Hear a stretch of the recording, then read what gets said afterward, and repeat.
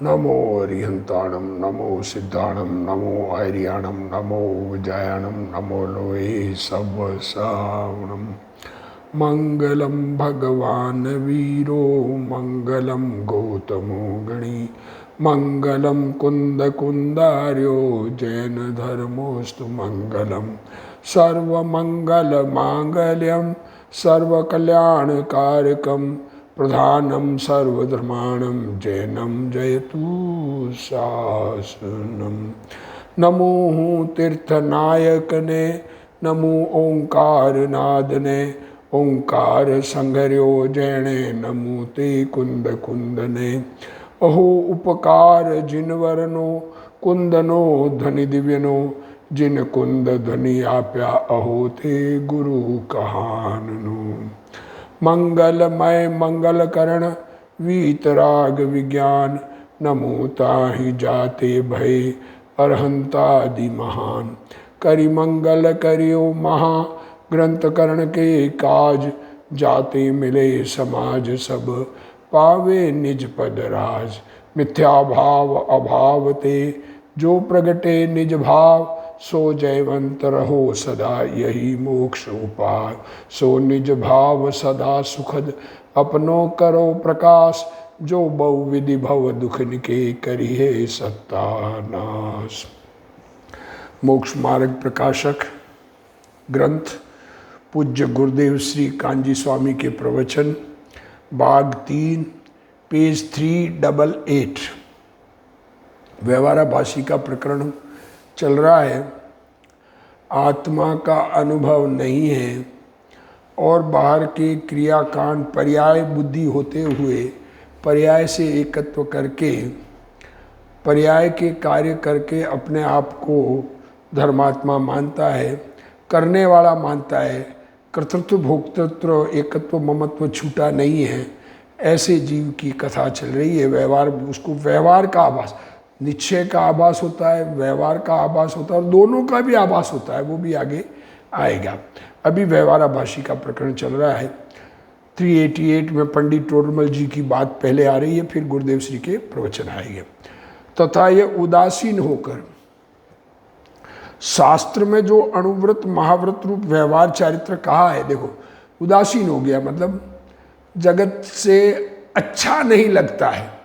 एक तो उदासीनता न्यूट्रल होना, न्यूट्रल नहीं होके अंदर से द्वेष बुद्धि रूप जगत से न्यूट्रल अलग होता है। और अणुव्रत महाव्रत रूप व्यवहार चारित्र का है, उसे अंगीकार करता है। एक देश अणुव्रत अथवा सर्वदेश महाव्रत हिंसादि पापों को छोड़ता है। उनके स्थान पर अहिंसादि पुण्य रूप कार्यों में प्रवर्तता है। बस क्या कह रहे हैं, एक कार्य को हे जानता है, एक कार्य को उपादेय जानता है। कर्तृत्व बुद्धि नहीं छूटी है।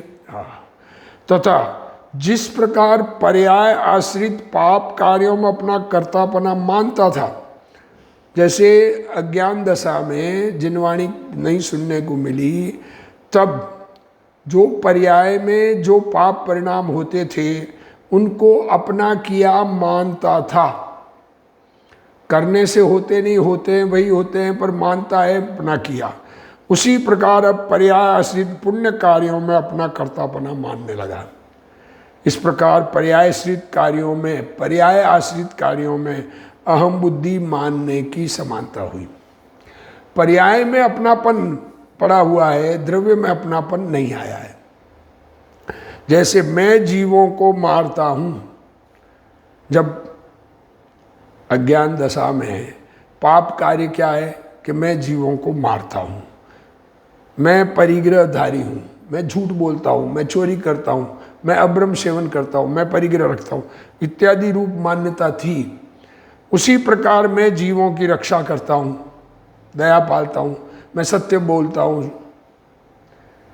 सत्य महाव्रत का धारी हूं, मैं अछौर्य महाव्रत का धारी हूं, ब्रह्मचर्य महाव्रत का धारी हूं, और जितना पालन करे एक देश करे तो श्रावक, और अपरिग्रह व्रत का धारी हूं, मैं नग्न परिग्रह रहित हूँ, ऐसी मान्यता हुई। सो पर्याय आश्रित कार्यों में अहम बुद्धि वही मिथ्या दृष्टि है। देखो कार्य पर्याय में हो रहा है, पर्याय के कार्य को अपना कर्तापना मानता है। अवस्था बदलती रहती है आत्मा की, जिस अवस्था में जो कार्य होता है उसको मैंने किया ऐसा मानता है, इसी का नाम मिथ्या दृष्टि है। यही समय सार कलश में कहा है, ये तू कर्तार मात्मानं पश्यन्ति तमसा सामान्य जनवते साम न मोक्षोपि मुमुक्षुताम। जो जीव मिथ्या अंधकार व्याप्त होते हुए, मिथ्या अंधकार, मोह महामद पियो अनादि, भूल आपको भरमतवादी, अपने को पर्यायश्रित क्रिया का कर्ता मानता है, वे जीव मोक्षाभिलाषी होने पर भी चाहते तो मुक्ति है, पर जैसे अन्यमति सामान्य मनुष्यों को मोक्ष नहीं होता, जिन धर्म के अलावा दूसरे मानने वालों को, दूसरे धर्म को मानने वाले को मोक्ष नहीं होता है। अब जिन धर्म मानने वाले को मोक्ष होता है, तो उनमें कहा कि जो पर्याय आश्रित कार्यों को अपना किया मानता है, तो अन्य मत वालों को जैसे मोक्ष नहीं होता, उसी प्रकार उनको मोक्ष नहीं होता। क्यों? कि कर्तापने की श्रद्धा की समानता है। मैं करता हूँ, ये मान्यता बनी हुई है। हाँ, तथा इस प्रकार आप करता होकर श्रावक धर्म तथा मुनि धर्म की क्रियाओं में मन वचन काय की प्रवृत्ति निरंतर रखता है। देखो ये मन वचन और काय, उस क्रियाओं में मन वचन काय की प्रवृत्ति रहती है, उसको रखता है, क्योंकि वो अपनी की मानता है इसलिए रखता है। जैसे उन क्रियाओं में भंग न हो वैसे प्रवृत्ता है, परंतु ऐसे भाव तो सराग है। ये तो राग वाला भाव है, मेंटेन करने का भाव है, तो उसमें दुख है। अब राग में दुख भासता नहीं, कम मंद राग में जीव को सुख भासने लगता है।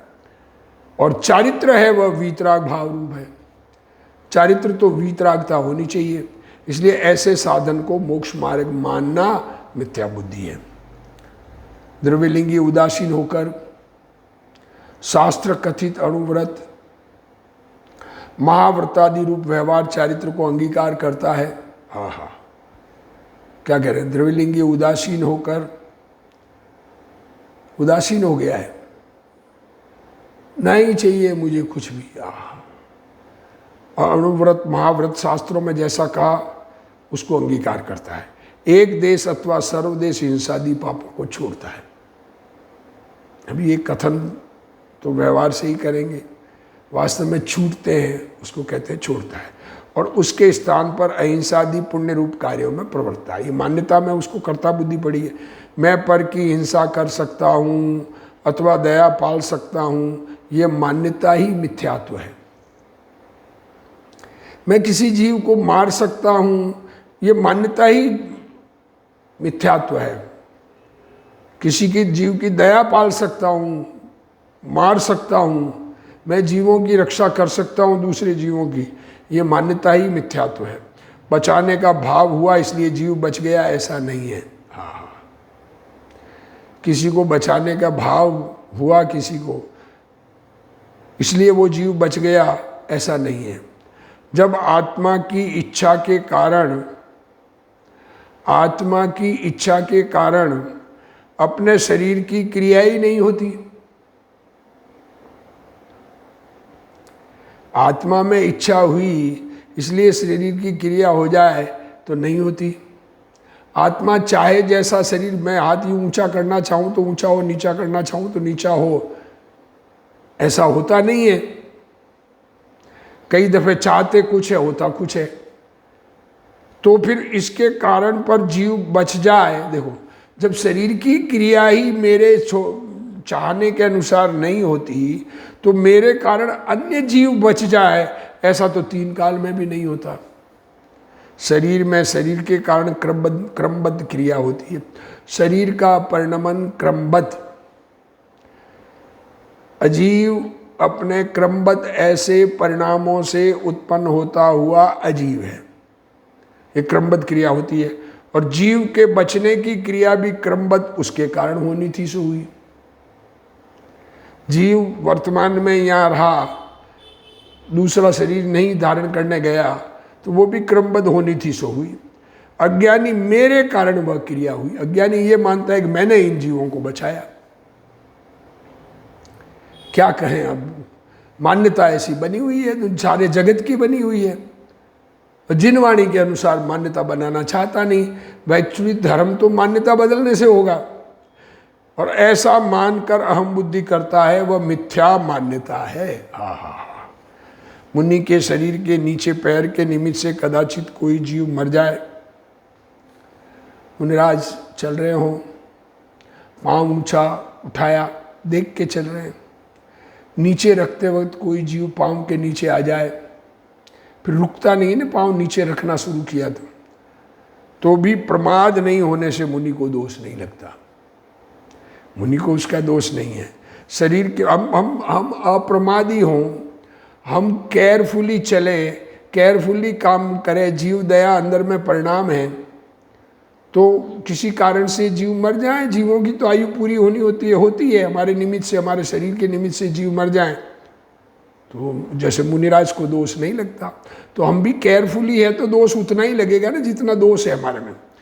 शरीर के निमित्त से परजीव बचे या मरे, शरीर के निमित्त से जीव बचे या मरे, वो आत्मा के अधिकार की बात नहीं है। मैंने पीछे ऊंची की और उस क्रिया से जीव बच गया। क्या ये पीछी शरीर पर लगाते हैं ना जीवों को रक्षा के लिए, छाया में से धूप में आवे पीछे लगा के आते हैं, धूप में से छाया में जाए तो पीछे लगा के आते हैं, इसलिए जीव बच गया। यह मान्यता विष्णु की जगत कर्ता मानने जैसी है। दुनिया का कर्ता भगवान को मानना और मेरे कारण जीव बचा ये मानना एक जैसी मान्यता है। मिथ्या दृष्टि को पता नहीं कि हाथ के कारण पीछे ऊंची नहीं होती, मेरे हाथ के कारण पीछे ऊंची नीची नहीं होती, और पीछे ऊंची हुई इसलिए जीव बच गया, ऐसा भी नहीं है। हाथ और पीछे की क्रिया उनके स्वयं के कारण हुई है, तो भी अज्ञानी जड़ की क्रिया का अभिमान करता है। अंदर में शरीर की क्रियाएं होती है, उसका अभिमान करता है कि मैंने किया, मेरी इच्छा के कारण रुपए रहे, इसलिए मैं परिग्रहधारी हूँ। मैंने इच्छा की धन कमाने की और धन की कमाई आई मेरे कारण, इसलिए मेरे पास परिग्रह है। ये मान्यता जैसे पर्यायाश्रित अहम बुद्धि है, उसी प्रकार मैंने परिग्रह को छोड़ा, मैं निर्ग्रंथ दीक्षा धारण की, यह भी पुण्याश्रित अहम बुद्धि है। मैं परिग्रह रहित नग्न हूँ, मैंने परिग्रह को छोड़ा, यह मान्यता भ्रम है। क्या कहें। वस्तुतः तो आत्मा राग को भी नहीं छोड़ता। देखो क्या कह रहे हैं, ये आत्मा में होने वाला राग, इसको भी मिटाया नहीं जा सकता। विचार करें, जब राग ज्ञान में ज्ञात होता है तब तक तो हो चुका, हुआ राग ज्ञान में होता है, ज्ञात होता है, तो उसको कैसे मिटाया जा सकता है। और जो है ही नहीं उसको क्या मिटाएंगे। तब आत्मा परिग्रह को छोड़े, यह मान्यता तो भ्रम रूप है ही। श्री समयसार कलश में भी कहा है कि जो जीव मिथ्या अंधकार से व्याप्त होकर अपने को पर्यायश्रित क्रिया का कर्ता मानता है, वह जीव मोक्षाभिलाषी होने पर भी, मोक्ष का अभिलाषी होने पर भी, जैसे अन्यमति सामान्य मनुष्यों को मोक्ष नहीं होता, मोक्ष की अभिलाषा है पर अन्यमति सामान्य मनुष्यों को मोक्ष नहीं होता, वैसे ही इसको भी मोक्ष नहीं होता। कारण कि कर्ता पने की अपेक्षा से दोनों समान है। मैं बोलता हूँ ऐसा माना, ये वाणी मेरी है ऐसा माना, तो ये वाणी का कर्ता आत्मा को बनाया। वाणी का कर्ता अपने को बनावे तो जैसे विष्णु मानते हैं कि भगवान करता है, वैसे मानते हैं कि हम करता है। जगत में जो भी पदार्थ है उनका कर्ता कोई नहीं है। सब पदार्थ द्रव्य गुण पर्याय रूप है और सबका अपना अपना परिणमन स्वतंत्र है। और जो पदार्थ नहीं है उनका कर्ता भी नहीं है। पदार्थ ही नहीं है तो उनको कौन करेगा? जो पदार्थ है उनकी पर्याय नहीं होती है। देखो, जो पदार्थ है, वस्तु है, उसकी हर समय पर्याय बदलती है और उसका कर्ता अन्य कोई पदार्थ नहीं है, दूसरा कोई करने वाला नहीं है। पर्याय तो वस्तु की हर समय बदल ही रही है। यदि दूसरा पदार्थ उसका कर्ता होवे तो उस पदार्थ का अस्थि नहीं रहता। इसलिए जो जीव कोई शरीर आदि परद्रव्यों का कर्ता होता है वह जगत कर्ता ईश्वर की मान्यता वाले के समान हुआ। मुनि अथवा श्रावक नाम धराकर यह माने कि मेरी इच्छा से हाथ चलता है।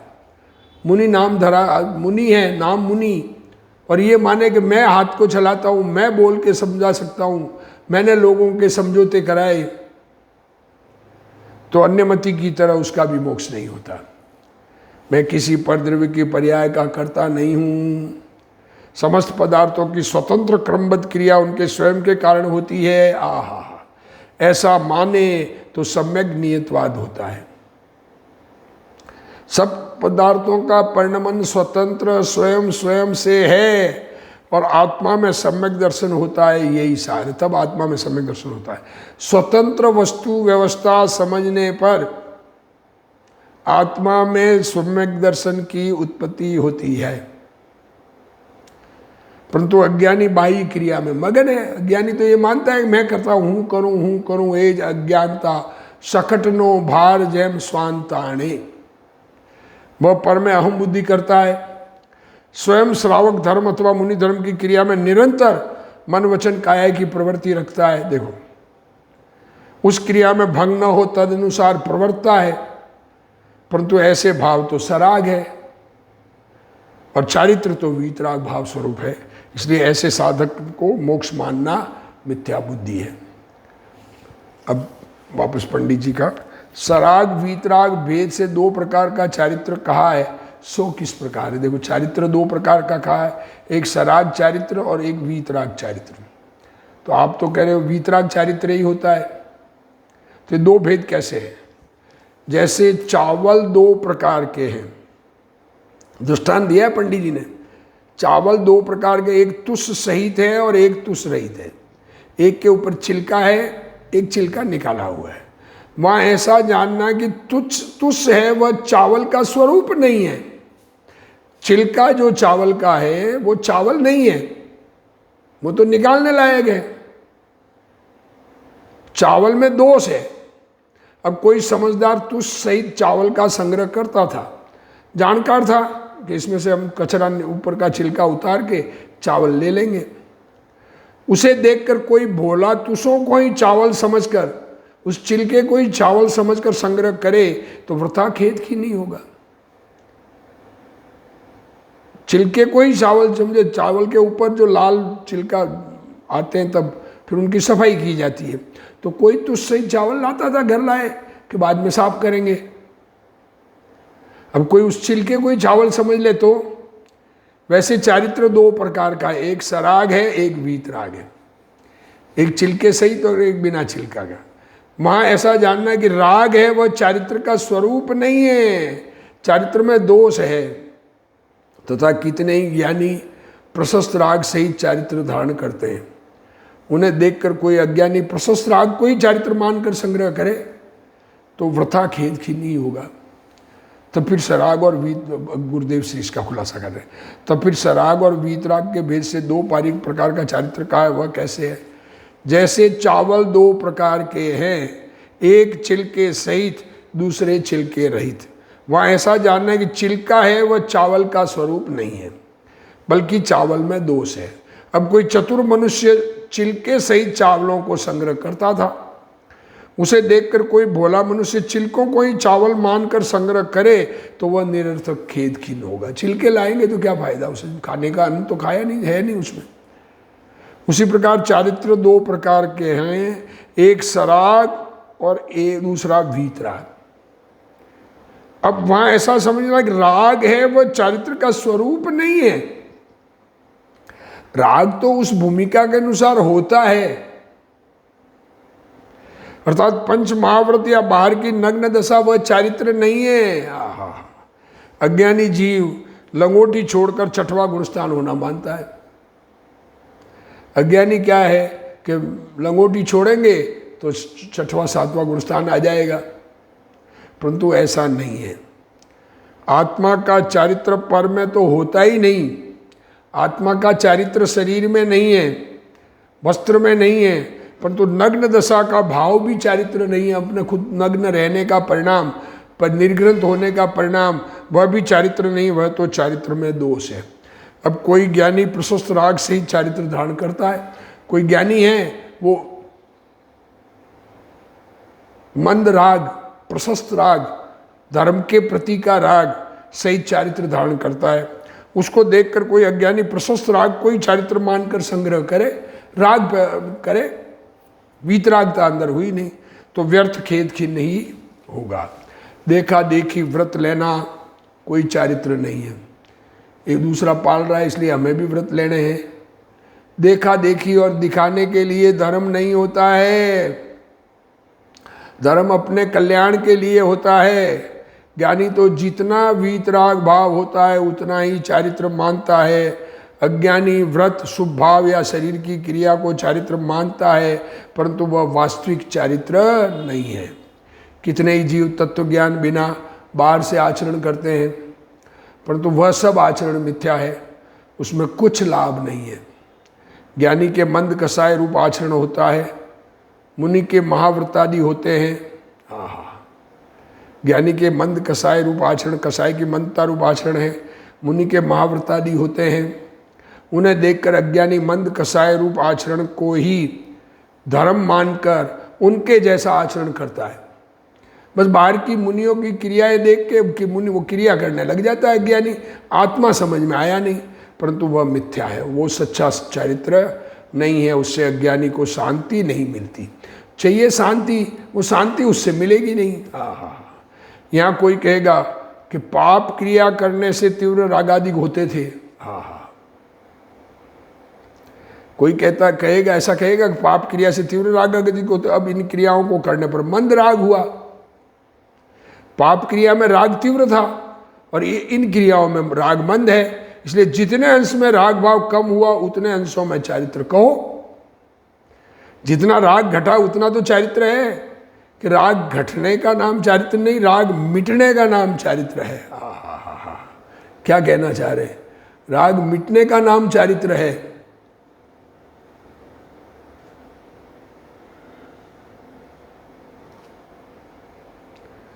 जितने अंशों में राग रहा उतने अंशों में राग कहो। इस प्रकार उसके सराग चारित्र संभव है। क्या कहा? क्या कह रहे? कोई ये प्रश्न ये कहे कि राग घटा है ना, तो उतना तो चारित्र हुआ, तो उतना राग वाला चारित्र कहो। अरे वीतरागता है ही नहीं तो राग चारित्र कैसे नाम पावे? अंदर धान नहीं है तो चिलके को धान नहीं कहेंगे। अंदर दाना नहीं है तो ऊपर के छिलके को मूंगफली नहीं कहेंगे। मूंगफली का दाना होगा तो मूंगफली है। उस छिलके को भी नाम मूंगफली हो जाता है। उसका दाना निकाल दो फिर क्या कहेंगे? कचरा। समाधान, यदि तत्व ज्ञान पूर्वक ऐसा हो तब तो तुम कहते हो उसी प्रकार है।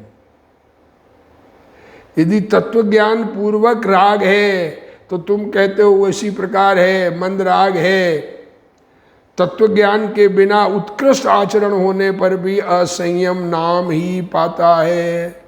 तत्व ज्ञान नहीं हुआ, आत्मा समझ में नहीं आया, आत्मा का अनुभव नहीं हुआ, आत्मा की वीतरागता ख्याल में नहीं आई, आत्मा की सरागता ख्याल में नहीं आई, तो अब तक जो भी क्रिया है वो असंयम नाम पाता है, क्योंकि राग भाव करने का अभिप्राय नहीं मिटता।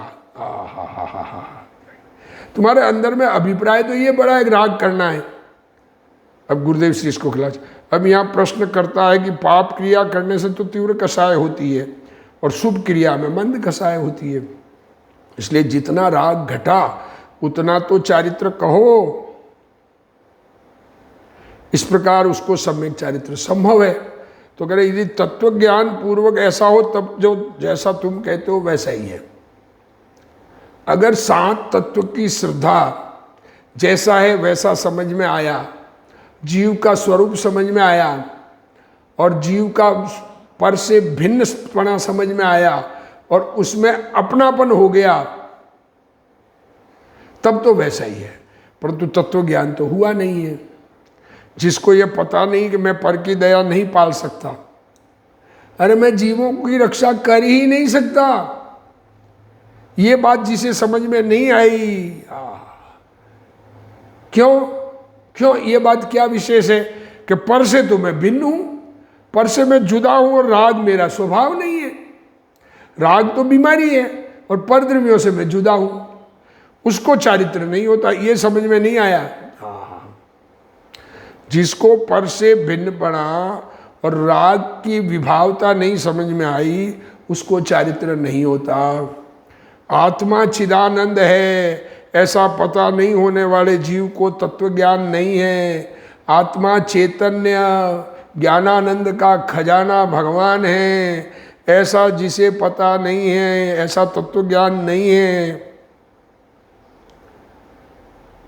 इस कारण उसके पंच महाव्रतादि रूप मंद कसाय रूप आचरण है, वह चारित्र नहीं है। 7 तत्वों का भाव भाषण होना सम्यक दर्शन है। 7 तत्व जैसे हैं वैसे समझ में आने चाहिए ना, एक दूसरे से मिक्स समझ में आएंगे 7 तत्व तो धर्म सम्यक दर्शन नहीं है। 7 तत्व जैसे तत्वार श्रद्धानम सम्यक दर्शनम, ये निश्चय लक्षण है, पर जैसे हैं वैसे। अब जैसे हैं वैसे कब समझ में आएंगे? जीव को जीव, अजीव को अजीव, आश्रव को आश्रव, संवर को संवर, निर्जरा को निर्जरा, बंध को बंध, मोक्ष को मोक्ष। ऐसा सच्ची अंदर में श्रद्धा हो, आश्रव दुखकार घनेरे लगे, प्रथम मिथ्या अभिप्राय रहित निर्विकल्प स्व संवेदन सहित 7 तत्वों के भाव का भाषण होना चाहिए। मंद कसाय रूप शुभ भाव भी विष है, जहर है, क्योंकि वह आत्मा के अमृतमय स्वाद को लूटने वाला है। मंद कसाय आत्मा के अमृतमय स्वाद को लूटने वाला है।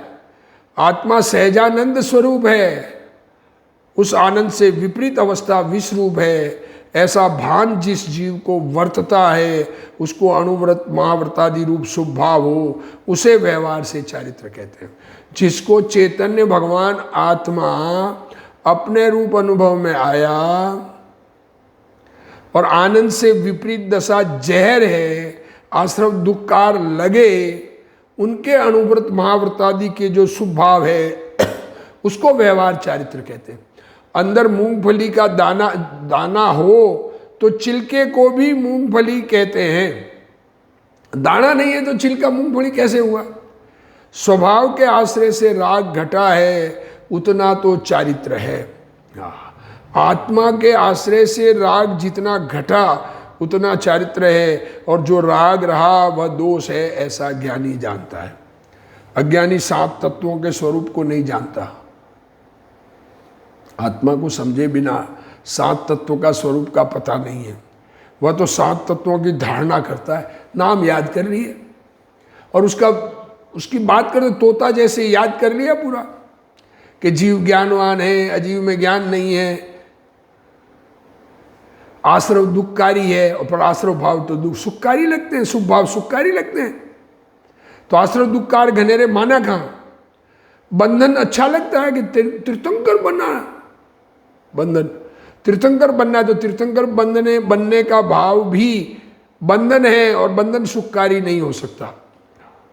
ये तोते की तरह मुख पाटी है, जैसे तोता राम बोलता है परंतु राम कौन है यह उसे पता नहीं है। बस ये आश्रव दुखकार है, आश्रव है, पर आश्रव क्या है ये नहीं मालूम है। आत्मा में रमण करे वह राम है। आत्मा में रमण करे वह राम है। ज्ञानी ने ज्ञान के बल से 7 तत्वों का निर्णय किया है, वह सम्यक दर्शन है। अपने ज्ञान स्वभाव के बल से निर्णय किया है, उसका नाम सम्यक दर्शन है। जो तत्व ज्ञान के बिना आचरण करता है उसको मुझे मंद कसाय से लाभ होता है, ये वासना नहीं छूटती। तत्व ज्ञान नहीं हुआ तो ये बात चलती छूटती ही नहीं कि ये मंद कसाय से मुझे लाभ होता। दुनिया यही मानती रहेगी, तत्व ज्ञान के बिना यही लगेगा। कसाय मंद होने पर आराम मिलता है ना, तो ये लगता है कि मुझे बस इसमें तो सुख है। अज्ञानी के राग भाव करने का अभिप्राय नहीं छूटता, कुछ न कुछ करना है, करना है, करना है, करना है। बाहर में परद्रव्य में अपनापन बड़ा है ना, उसके अंतर में ये वासना रहती है कि व्यवहार में लगे रहो तो निश्चय प्रकट हो जाएगा। ये बात अब कहते हैं, व्यवहार करते करते कभी न कभी निश्चय धर्म प्रकट हो जाएगा, ऐसी बात उसको लगती है। व्यवहार करते करते कभी धर्म नहीं होगा। इस बात को समझकर हम अपना कल्याण करें, इसी भावना के साथ आज का स्वाध्याय पूर्ण करते हैं। हे जिनवाणी भारती तो ही जपू दिन रैन, जो तेरा शरणा गए सो पावे सुख चैन। जावाणी के ज्ञान ते सूझे लोकालोक, सोवाणी मस्तक नमो सदा देत हूँ ढोक। जिनवाणी मात की जय।